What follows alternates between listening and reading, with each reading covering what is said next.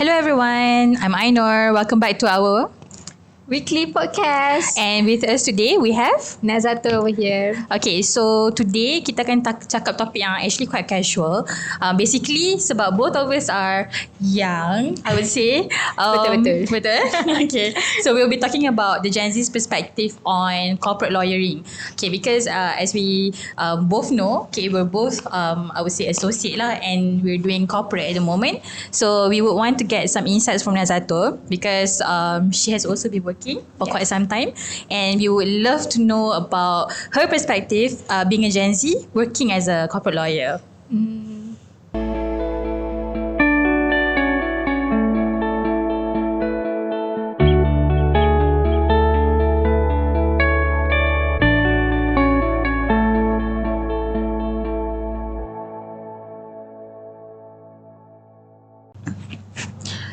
Okay, so let's get into a little bit of our background lah. Okay, so Naz, you mentioned that you are a corporate lawyer. So before you are a corporate lawyer, what have you been doing? So macam perhaps you can tell a bit about your background, belajar kat mana semua tu. Kiranya dulu I start dengan my secondary school. Yeah, sure. I sekolah dekat MISM Balik Pulau, and then after habis SPM dan I buat foundation. Foundation also in law dekat UiTM Dengkil. Okay, tu benda bangga sebenarnya. Okay. After habis UiTM Dengkil tu I continue doing degree dekat UM. And then after habis 4 years degree in law, I continue buat internship. We call it internship. That one I'm doing. I did conveyancing. Okay. Yes. So after semua tu berlaku, and then I pun join EzriLaw Firm as chambering student at first. So chambering 9 bulan kan. So 9 bulan after I habis chambering. So time chambering tu pun I buat corporate juga. And then after habis chambering, I buat paralegal. I became a paralegal for quite a few months juga. And then I was called to the bar November 2022. So dah setahun lah kan jadi lawyer dalam corporate financing lah. Okay, so with regards to our topic kan, hari ni topik kita sebab Gen Z's perspective on corporate lawyering. So I think the main proof that she's a Gen Z sebab she just mentioned that she graduated bila tadi? Tadi I grad in 2021. Yeah, the COVID era. So obviously betul. That's Gen Z. Betul, kita memang hidup zaman COVID. Okay, alright. So you mentioned that you start chambering kan dekat EzriLaw and whatnot, doing corporate lawyering, corporate lawyer. So dulu you you intern, you buat conveyancing. Yes, dulu I intern for 2 months. I buat conveyancing. I see. So Okay. after kiranya I start buat corporate bila masuk chambering lah. I see. So what can you tell macam in layman terms lah kan, what does corporate lawyer actually do? Sebab I rasa different kan, you buat conveyancing tadi and then you jump to corporate, so it's two different thing, no? Yes, two different thing. Tapi dia macam saling berkait faham. Dia tak lari banyak sangat lah macam as compared to litigation kan. Kalau macam what I'm doing is actually corporate financing. So kalau macam bahasa mudah dia is actually kita buat loan documentation lah. I see. Untuk the customers kan. So our customer is mainly corporate. That's why we call ourselves corporate lawyer lah. I see. Also basically corporate lawyers tu you handle corporates but you are not corporate yourself lah kan? Yeah, I'm not corporate myself. Kiranya kita buat loan documentation for all the corporates out there lah. I see. So bezanya is we don't go to courts. I see. Itulah beza dia. Sebab kalau litigation kita akan pergi courts kan. Tapi kalau macam for myself, I don't go to courts lah. I see. Okay. So why did you choose your department masa you buat chambering dekat tu? Sebab I understand you intern, you buat convey and then you jump to corporate kan? Betul. So why corporate? Sebenarnya kalau macam nak tanya why corporates tu, I memang start kiranya macam kan dah buat conversing, so kita macam nak try other things. Yes, nak try other things. So memang dekat dalam my cover letter pun memang I memang specifically mention yang I nak buat corporate. So macam interview, and then I pass the interview, so I was called for ni lah, for GBCC, our department kan. Okay, so that's a little bit about Nas. We want to ask more questions. So see you guys. Assalamualaikum. Saya Zainal. Saya daripada EzriLaw Firm Kelana Jaya. Okey, saya sini sebagai Head of Operational Technologies.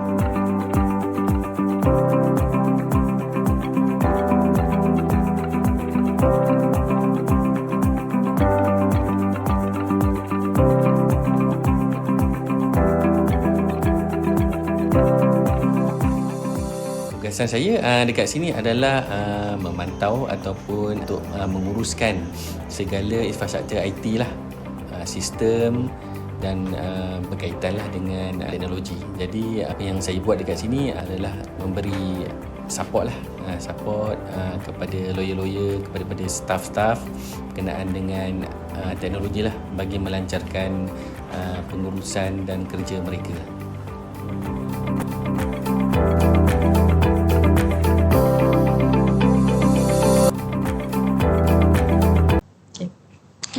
Okay guys, hi, welcome back. Okay, so tadi we already know a little bit about Nas punya background. So I think for those people out there yang maybe perhaps ringing at the corporate lawyer or maybe involved in corporate lawyering, maybe you can get some idea on where to start and what kind of background you should have. So obviously you need to have a law background lah kan? Boleh jadi. Yeah, okay. Come join us lah. Okay, alright. Okay, so my next question would be, sebab tadi we mentioned that you work with corporates, okay, but you are not in the corporate yourself. But of course, it's relatable lah kan. Mestilah you boleh relate because you work with corporate kan. So, in your perspective as Gen Z lah, because I think orang kat luar sana would want to know what is corporate life actually is. You know, like in your own definition ataupun like your own understanding lah. What do you think corporate life is? Like how do you define corporate life? Macam tu. Corporate life. Macam okay, I think let's make it let's put it this way. Macam sebab you kerja with corporates kan. Okay, so you kerja every day 8:30 5:30 and then you masuk kerja and you work with corporates, you deal with people from corporates kan, real corporates like macam banks. I mean mostly banks lah because your customer would be banks, right? No, Financial institutions. Our client is the bank lah, the financial institution. Okay. So I would say that would still be called as a corporate life because you actually go to work every day, you pergi kerja 8:30 5:30 and then you deal with people from external parties lah kan, and also internal parties. So how do you actually live that life in your definition, like how do you call it? Faham. Macam corporate life, orang cakap corporate life tak ada life kan, tapi actually we do have life. Macam kita ada life sebenarnya, macam we just have to find our life kan. Okay. Tapi dia macam mana, because we kiranya kita kerja masuk office dan balik kan. So what do we do macam actually kan, macam tak rasa penat ke after works kan. No, actually penat tu is one thing, tapi another thing is that you just have to find your life sebenarnya. Macam so you will say penat tu subjective, it depends on how you treat your life. Penat tu memang akan ada, like memang akan ada. Kan, yes, working lah memang akan ada, memang adulthood. Yes, tapi actually I tak believe in people yang macam cakap okay corporate life tak ada life lah. Because you ada life, you have the life, tapi you just have to find it. Macam you kena carilah whatever life yang you in your definition kan. Kalau macam I know like in my definition corporate life tu maksud dia I work kalau macam in other states of course they will say a 9 to 5 job kan, tapi of course kita ikut kita punya office hour lah. Okay, so you will be corporate life would be working 9 to 5 every day, deal with people, meetings, and then buat kerja macam biasa every day. But still apart from that, lepas balik kerja I would still have my me time kat rumah. Tapi when I'm talking about corporate life tu, actually kita nak faham about work life balance, because I think the Gen Z perspective on work life on corporate life would be like what you said, tak ada life. Some might be working Saturday Sunday, some might be working after office hours, and some might balik tu tengah malam, but like do we actually face that? Like is that a thing, or is that a stereotype, or some people may just have it harder than other people? Yes, so that is a thing lah, tapi macam up to individual lah. Kalau macam I sendiri, kalau macam up to where they work. Yes. Yeah. Betul juga, betul. Tapi kalau macam kita, macam kalau saya, macam kalau I, contoh kalau macam after habis working hours tu, I akan balik rumah, I akan tengok drama, dan movie. Just chill je, healing sebab, kat rumah. Sebab actually work-life balance is very important tau. Sebab macam sometimes it affects your mind, it affect your physical kan. Physically you will be affected by it lah. Ataupun you macam your health pun very important juga. So macam kalau you nak work all the time, macam Okay, wait, I think this is going to be a little bit controversial. But do you think like I mean sebab corporate lawyers, kita boleh cakap lah macam kita balik according to our time, boleh balik tengok drama, but does that apply to other lawyers too? Like, do you think lawyers from other department lah kan, I would say, can they actually have work-life balance? Sebab orang lain macam, do you go to court? I don't. You don't go to court. Yeah. Okay, so you basically work office hour lah kan, Yes, as correct. usual je, as per day. Okay, so what do you think? You know, like it's a bit controversial because I wouldn't want to speak for everyone kan. So I think lawyers ada yang tak tidur malam, but I think Ada. lawyers are not bad. Yes, you know? some of my friend memang ada yang Yeah. tak tidur malam. Macam contoh my experience kan, ada this one time I jumpa my ex classmate kan, batchmate actually. Dia tanya I satu benda, macam Nazatu, do you have a good sleep at night? Oh my god. So macam that question is just So macam macam I was like macam kenapa? Because I do have a good sleep kan. Macam I tidur malam pun okay je. I rasa macam tak adalah tak tenang pun. Tapi I mean kalau ada works yang macam mengganggu our fikiran, memang akan ada. Tapi most of the time I rasa I tidur lena lah. Yeah, but imagine bagi tahu benda tu dekat orang yang tanya soalan tu, like dia macam good for you. Yes. For Tapi you. macam tu lah. Tapi macam memang ada lah macam people macam sacrifice their life untuk buat kerja kan. I mean it's good, tapi think about yourself jugalah. Betul. And I also personally believe yang it depends on what your nature of work lah kan. And also I think work-life balance tu is a thing now. I think from our perspective as Gen Z, the younger generations, kita memang I think strive for work-life balance tu even more. Macam kalau dulu kita punya I wouldn't go too far. Tengok kita punya mother, father, uncle, aunties. I think generation yang satu level atas kita je, tak jauh pun. They still do the hustle culture punya working life kan. Yes. But Gen Z on the other hand, we focus on work-life balance. Sebab I think I wouldn't say we're comfortable, tapi because betul-betul. like tengok keadaan semasa with all the changes and things kan. So the only thing that will keep us sane is work-life balance. Yes. Like, Benda tu memang sangat penting actually. Yeah. Is that why our parents are so angry every time? Because they don't have work-life balance. Mungkin we never know kan. Mungkin Alright, itu salah satu faktor jugalah kan. Yeah, I think so. Sebab tu orang dulu suka marah kot. Like zaman sekarang orang chill-chill je. Okay, betul. I pun chill. Alright, so that's about work-life balance. Okay. Alright, so let's move on to our next question. Hi, my name is Zuleika. I'm the head corporate communication in EzriLaw Firm.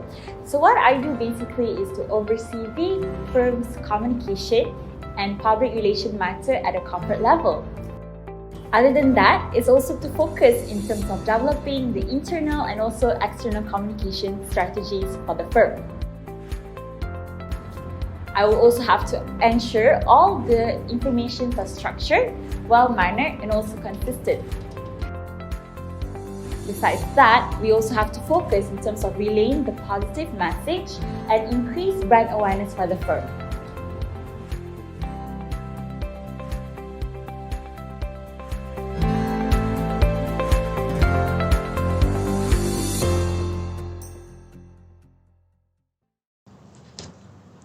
Okay, so kita dah talk a little bit about your understanding of work-life balance. So I think let's move a little bit deeper kot into your work-life balance. Sebab I rasa macam I'm little interested. Okay, Sebab I rasa macam you gave me some perspective lah, saying that you work as hard as other lawyers too, tapi perhaps it's just the way you manages your time lah kan. Yes. I mean, I wouldn't say that other lawyers tak manage their time well. I mean, depends on the nature of work, and so far alhamdulillah your nature of work tu you still boleh manage your time, you still boleh have fun. So what kind of fun are we talking about here? What kind of what do you do usually, macam kalau after you balik kerja or perhaps during your free time, what would be your thing? Kalau free time tu bila ambil annual leave lah. Ambil annual leave. Jadi kenapa kita ambil annual leave? It's because we have something to do kan. Sebab Contohnya apa memang tu? it's not about work all I the see. time lah. Macam Okay. you have balance, work life balance, and then we balancing that. Balance with what?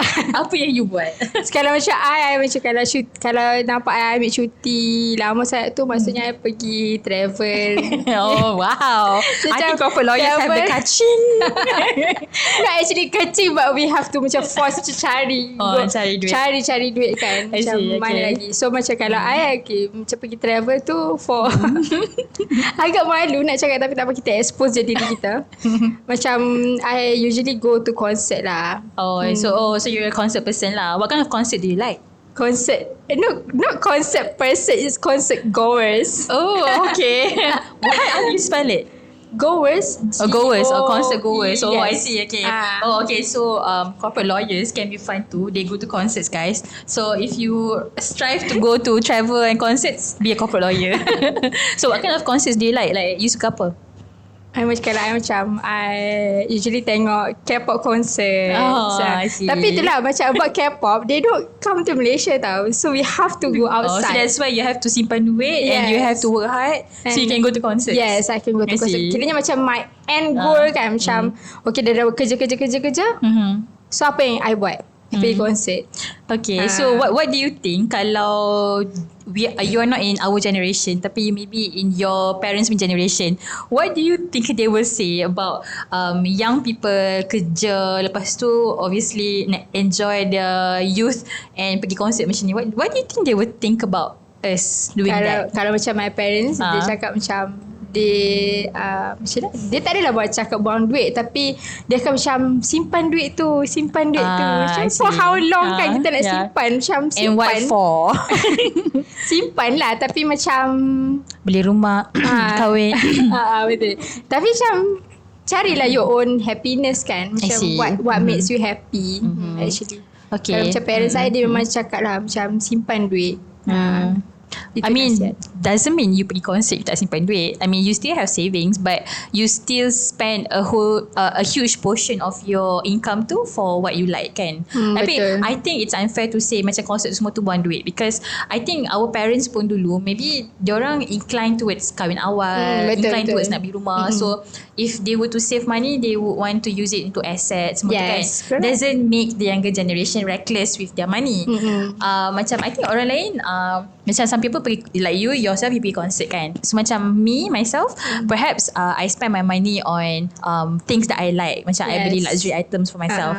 Macam I think my mom would dia akan macam like would diss me when dia macam kata at such a young age I simpan duit untuk beli luxury handbags, sedangkan dia bila dah kahwin, dah ada anak dulu, simpan duit bertahun-tahun baru dia ada macam rasa nak beli luxury handbags. And luxury handbags we're talking about are just like local luxury handbags tau. Ataupun Dia macam compare yourself macam lah biasa-biasa kan. je. Bukanlah beli macam LV, Prada pun. Tapi macam still buying expensive things for yourself is actually something a little bit sensitive, I would say. Orang akan macam, kenapa orang muda ni suka bazir duit, beli barang-barang mahal, makan tempat benda mahal. I think sebab Gen Z, when it comes to work-life balance, they would want to reward themselves with a little thing, walaupun benda tu macam nampak macam buang duit, tapi it works for your mental health. It's a reward for you. Tapi kalau takkanlah zaman dulu hustle culture, they don't have reward. I don't Tapi kalau macam I perasan, dia macam diorang memang akan compare with the younger one. They always do macam that. during my time kan. Macam I rasa because dia punya generation pun kena compare dengan dia previous generation juga. betul. Because it happened. Dia macam it's a generational punya gap. Like every generation, the cycle goes on and on. Betul. Okay, alright. So that's about how you spend your time, okay, to get a work-life balance. And tapi may I know, sorry if it's personal, tapi nak tahu, do you live on your own, or do you live with your parents, or do you live with your partner? Are you married? I'm not married yet. Okay. I live with my parents lah. Okay. So how is that, living with your parents? Is that stressful? It's not actually stressful, tak apalah kita cover sebab takut ibu tengok. Dia tak ada stressful tapi macam you know, macam bila balik rumah tu you cannot focus on yourself. I see. Yeah, because you have to attend to the family matters dulu. Faham? Macam you kena buat, I mean at least kerja rumah lah. I mean you sampai rumah dan you tengok sikit kerja rumah tu kan. So macam tu lah, living with parents memang macam tu. So you kena consider other things juga. So do you think work-life balance also is somehow influenced by kita punya living environment? Macam ada orang yang duduk seorang, so work-life balance dia tu different because dia orang balik rumah dia focus on themselves. Tapi untuk orang lain, work-life balance contoh if you already have a family kan, dah berkahwin lah, ni bukan cakap pasal orang yang bujang duduk dengan family, tapi kalau dah berkahwin balik you have to attend to your husband, to your anak-anak, to the house chores. Tapi bila jadi bujang yang duduk dengan parents pula, you have to attend to your family lah kan, tolong buat house chores, takkan nak balik rumah duduk je kan. So work-life balance tu, do you think it influenced by by kita punya living environment juga? Memang sangat lah. Sebab kalau I mean in the case yang you duduk seorang, then you balik rumah, then you focus on yourself lah. So kan? you have the work balance but you don't have the life balance. Not really. Yeah, dia macam tengah-tengah. Tengah-tengah. Okay, so not balance. There is, but it's not fully achieved. Fully achieved, betul. Faham. Okay, but I think that's like good enough kot, like to compare dengan other generation kan. Okay, I think that's about hustle culture and also work-life balance. I think let's get into something else. Stay tuned. Okay, Assalamualaikum. Saya Puan Madiani binti Abdul Manaf dari Finance Department EzriLaw Firm.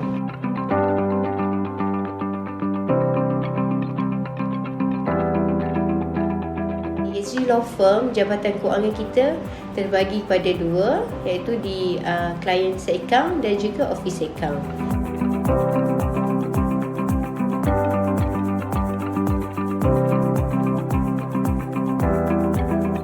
Di EzriLaw Firm, kita mempunyai SOP tersendiri yang mana dia merupakan satu rujukan dan panduan dalam kita melakukan kerja-kerja harian.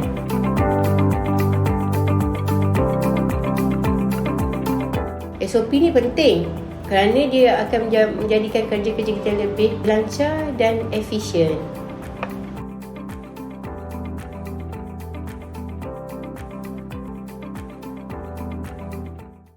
Okay, so let's get into the more interesting part and also the last part of our podcast today.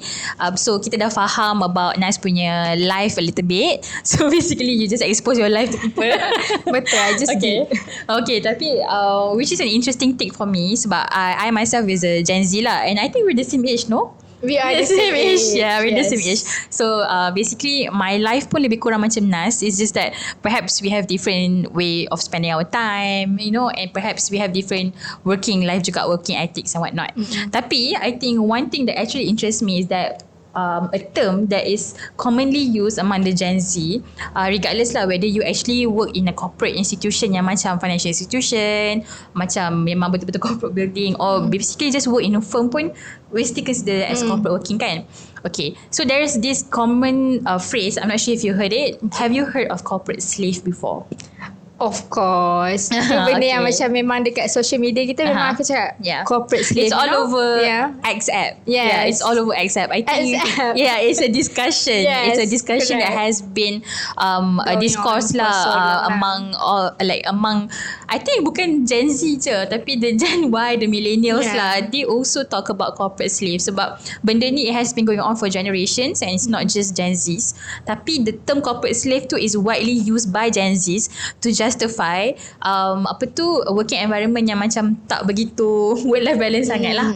Okay, so wait, let me just do a quick search on what corporate slave would mean. Okay. Kat dalam Urban Dictionary. Okay. Give some time to Ainul lah untuk cari kan. It's already here. Oh, okay. Okay. Kita cari maksudnya. No, I dah cari lah. Tapi Google kan, Gen Z. Okay, alright. So corporate slave, it says here, the people who make business will go round and round. Without them, executives might actually have to do something besides make rules to make it more difficult. So maksud dia cakap, corporate slaves are easily identifiable by the vacant look in their eyes that they are always overworked, underpaid and underappreciated. Okay. So benda ni is a discourse. I rasa because corporate slaves is a term used by Gen Z to justify that they are not being paid according to what they do. Okay, so I wouldn't say corporate lawyering is same to being a corporate slave kat dalam corporate. Okay, tapi kalau in your perspective lah, sebab you are Gen Z juga, so what do you think? Like, do you think people exaggerate the term being a corporate slave too, or do you think corporate slave is such a thing and should be an issue to discuss sebenarnya? Kalau macam I sendiri, I wouldn't call myself a slave lah. Sebab I... Like, is it too harsh? Yes, too harsh. Sebab I think macam slave, you are not getting paid for it now. Slave. Yeah, slave. Tapi more, saya macam slay lah. You slay the job. You are not a slave. Yeah, I'm not a slave. Sebab kalau macam slave tu, you are not getting paid for what you have done. Kalau macam for myself, itulah I cakap, I wouldn't call myself a slave lah. So macam not nice, you know, to call. So okay, but would you say you are fairly compensated with your work so far? I would say yes. Okay. Kiranya the amount of work and the pay that I got is actually compensate lah bagi I. Average lah kan for Average, working. Tapi sebab you pun kerja baru 2 tahun kan. So baru setahun. Baru setahun. Yes. Sorry. So being an associate for the first year, I think ramai orang would agree that a freshie lah kan. Yes, Still a freshie. Yeah. So gaji freshie. And I do know that other Gen Zs out there, bila diorang try to relate with being a corporate slave tu, they are being underpaid. Yes. Sebab diorang rasa macam, oh, I have a degree, why am I being paid this much and this much? And I work in a corporate, so I mean, don't corporates get in a lot of money kan? Patutnya corporate ada banyak duit, so why can't they pay macam, bukanlah banyak pun sampai RM5,000 for a fresh graduate, tapi at least compensate fairly. Yes, betul. Kan? Okay, so from the excerpt, okay, it's just an issue yang I tengok lah dekat excerpt kan about corporate slave. It says here, being a corporate slave means you tak tidur malam, balik lambat, you kerja weekends, habis kerja baru nak balik kerja pukul 6, bos dah call nak follow up pasal meeting yang tengah hari tadi, for example. Okay, so Gen Zs don't like that. They don't like being bothered outside of their working hours. Okay, do you think you are that kind of person? I rasa I tengah-tengah kot. Macam kalau macam I know there is urgency in that matter, then I would attend to it lah. Only if it's urgent. Yes, kalau macam kalau you know things that we can talk tomorrow, then we talk tomorrow. So tu je. Kalau I nak discuss tadi pasal yang you know kalau not getting paid fairly. Yes. I think that's quite subjective kan, being fair. Memang subjektif. Satu lagi memang benda ni memang wujud lah, memang out there. Memang ada ada segelintir lah, I would say kan, macam ada setengah tu macam they think they are not getting paid enough lah. Tapi so also what they do is tu memang sedih lah. I see. Itu memang sedih. Kenyataan yang sedih di Malaysia ini. So we're talking about people who actually memang buat kerja banyak tapi dapat gaji sikit. Tapi there are also people yang buat gaji sikit tapi expect gaji banyak kan. Dia buat gaji sikit. No, dia buat kerja sikit dapat gaji banyak. So maksudnya macam tapi tu okey lah. Tapi itulah the demands that we can see. Betul. Sebab I think Gen Z ni dia macam maybe dia nampak the struggle yang the older generation have been going through, macam kerja teruk tapi gaji sikit kan. So that's what the Gen Zs are fighting for. Sebab zaman sekarang ni dah tak relevant dah being paid this amount and that amount according to 10-15 years ago. Sebab ekonomi lah, definitely because of economy. I think the main discourse is always about economy. Tapi when it comes to working culture, kan, sebab like I said lah, generation dulu dia hustle culture. Generasi zaman sekarang ni work-life balance. Kalau boleh pukul 5 shutdown. Bukan shutdown laptop je, dengan otak-otak sekali. Shutdown, everything shutdown. Tak nak fikir dah. Balik nak rehat. And weekend tak nak kacau. Betul. You know, and kalau bos hantar WhatsApp pukul 6.30 hari Jumaat, they look forward to reply Monday. Sebab bila cuti weekend. Tapi it's different when you work with a boss yang kerja macam generation yang before this. So imagine what would be their opinion on Gen Z yang macam lah tak reply dah, lepas tu like macam kan dah tak boleh kacau dah, you know. I faham. Like, it's like contradict kan. I faham, tapi macam wonder juga sebab I tak pernah tanya dia ada generation kan, macam what do they actually feel kan. So it's like walking on eggshells. Kalau dia tegur macam boleh ke dia buat macam tu? Yeah, Dia tak yes, tegur, yes. is macam weird pula kan. Tapi itulah up to individual juga. Kalau macam orang yang bekerja tu macam you know the urgency tau. You know the urgency. So kalau macam if it's urgent, nothing can do pun. We can do anything pun kan. Just attend lah. I think rasa like personally corporate slave tu, when you say slave, it sounds a little bit harsh lah definitely. Tapi betul. if you memang dalam condition tu, you would call yourself a slave. Sebab I have friends yang memang kerja dalam corporates and they don't like it, and ada yang berhenti after a few months sebab tak tahan, and sebab tu juga they strive for work-life balance. Tapi when it comes to the older generation, dia pun rasa kita ni snowflake generations lah kan, manja sebagainya. I think that's up for debate lah. Okay, so betul. I think to just relate things lah, do you think being a corporate lawyer as not lawyer in general but corporate lawyer, sebab kita nak encourage more adik-adik kita kat luar sana tu to join corporate forces. So what do you think, like is there a possibility that you might be a corporate slave ke you actually just have to enjoy the process ke apa? What do you think? I think the latter lah. The latter. Okay, it's subjective. Again, dia subjective lah. Memang open to debate lah. Open for debate. Depends on where you work, depends on your nature of depends. job, depends on you punya experience lah juga. I think tapi not invalidate their feelings tau. Dia macam sebab memang benda tu memang setuju. wujud. Dia memang benda tu harsh memang ada, reality. guys. Memang ada. Tu memang harsh reality. Memang akan ada. Tapi memang really depends on the person lah. Macam you cakap tadi lah, macam kerja dia macam mana, dia kerja dekat mana, then how much gaji dia. Benda-benda macam tu lah. I think when people say they are corporate slave, bukanlah they nak undermine the job that they do. It's just that they wanted to be fairly compensated with what they have been working on lah kan. Okay, so I think just to wrap up our conversation for today, sebab dah wrap up dah. wrap up lah, but it's very interesting to talk about this thing kan. Yes. Sebab sometimes kita just fikir benda tu tapi we cannot really say it. You know? Betul. Sometimes we just don't know how to articulate our words kan. Okay, but I think to wrap up, I want to get some macam words lah of encouragement from you, sebab you pun dah kerja for 1 year. Perhaps two things. One, do you encourage other people to join corporate forces? Doesn't matter lah corporate as in institutions or corporate lawyering. And second would be like way forward. How do you see yourself develop your career? Faham. Kalau on part of encouraging people tu, I rasa come join us gitu kan. Tapi memang tapi itulah, you have to know what you want to do first. Kalau macam you nak buat litigation tapi you masuk corporate, then tak boleh jugalah sebab tu bukan your minat kan. Tapi what I can say is join lah join. Tapi dulu. Join tapi you have to know your minat. I see. What you want to be. Kalau you nak fokus on other things, then go for other things lah. Kalau in term of corporate, then I memang boleh cakap best lah. So memang best. Kalau I do it, kalau for 1 year, I rasa doable lagi lah. Doable. Yes. See. Kalau macam second question tadi apa tadi? The second question would be way forward. What do you think about your career development? You still nak pursue in corporate? Ni macam corporate ladders, climb the corporate ladders. Climbing the corporate ladder. Kalau macam I sendiri macam unfair for myself kalau I cakap I tak nak climb the corporate ladders. Tapi for now I want to focus.